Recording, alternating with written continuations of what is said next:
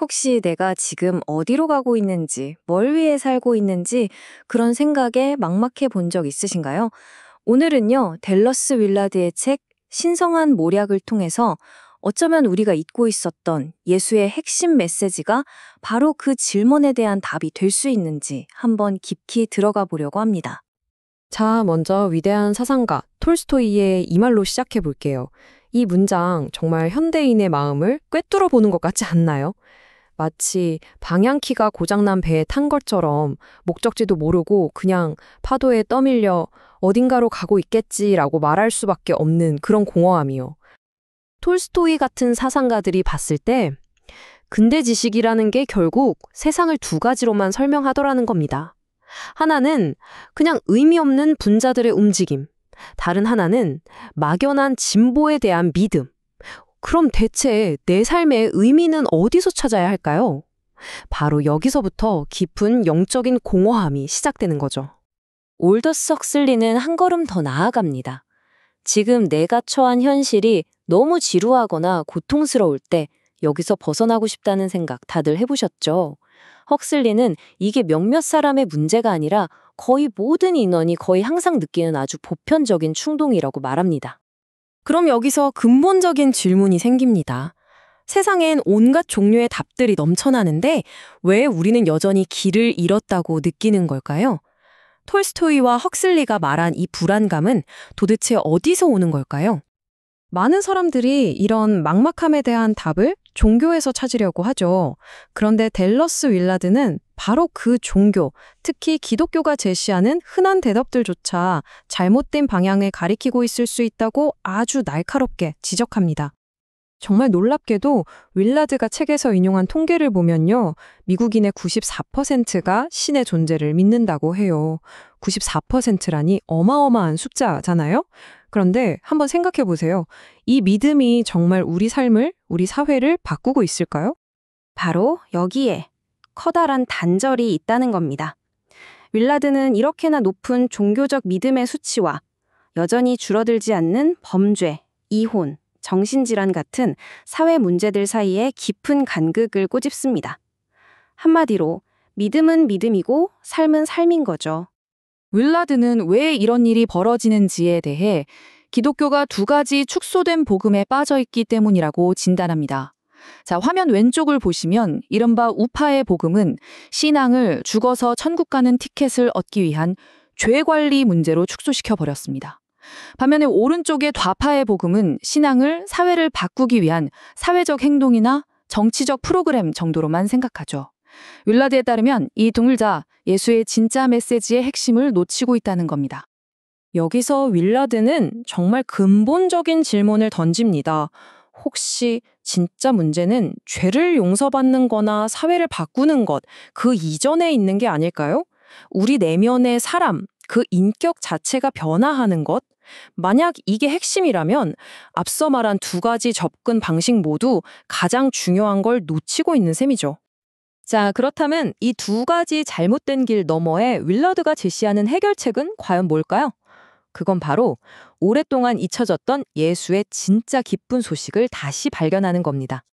그 핵심 메시지의 한가운데에 바로 하나님 나라라는 개념이 있습니다. 근데 이건 우리가 보통 생각하는 것처럼 죽어서 가는 천국 같은 장소가 아니에요. 윌라드는 이걸 지금 바로 여기에서 우리가 들어가 살 수 있는 하나님의 다스림이 실제로 이루어지는 삶의 영역, 즉 현재의 실체라고 말합니다. 신학자 하워드 마셜도 지적했듯이 예수 가르침의 진짜 핵심이 바로 이 하나님 나라였다는 걸 생각하면 오늘날 교회에서 이 주제가 거의 언급되지 않는 건 정말 충격적인 일이죠. 말 그대로 가장 중요한 메시지가 사라져버린 거나 마찬가지니까요. 그러면 하나님 나라에 들어간다는 게 대체 무슨 뜻일까요? 그건 단순히 어떤 교리를 믿는 게 아닙니다. 예수를 내 삶의 스승으로 모시고 예수님이라면 지금 내 상황에서 어떻게 사실까를 끊임없이 배우고 따라하는 제자가 되는 것, 그 여정의 시작을 의미합니다.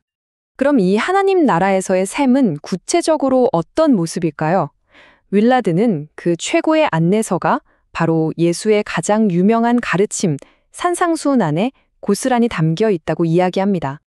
많은 사람들이 산상수훈을 보면서 와, 이걸 어떻게 다 지켜? 이건 불가능해 라고 생각하잖아요.